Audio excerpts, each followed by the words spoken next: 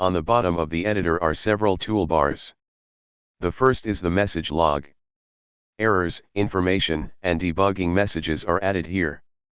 You can filter which types of messages show up using the checkboxes on the right.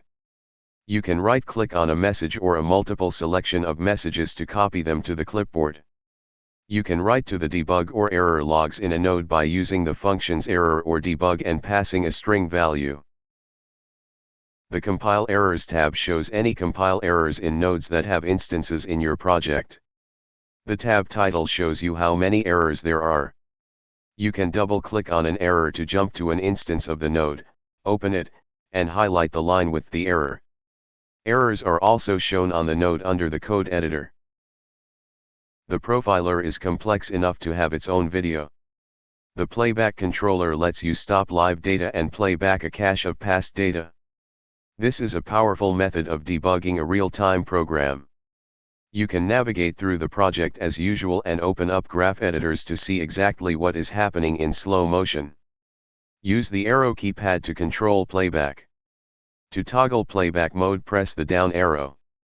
When playback mode is on, the node screen editors get a red background.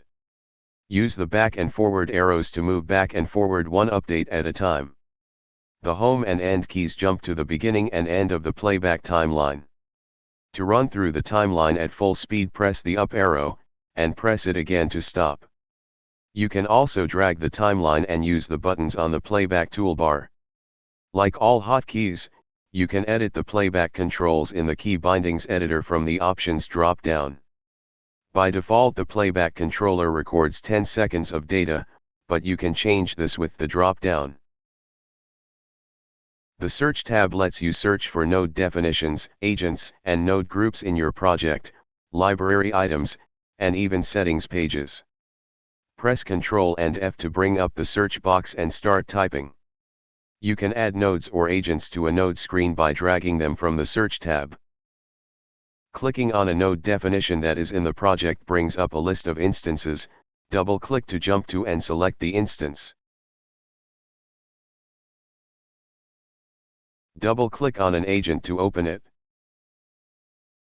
The Notes tab lets you write notes about an agent.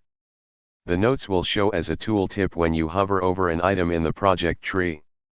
The notes box is only available when a node screen editor is the active control.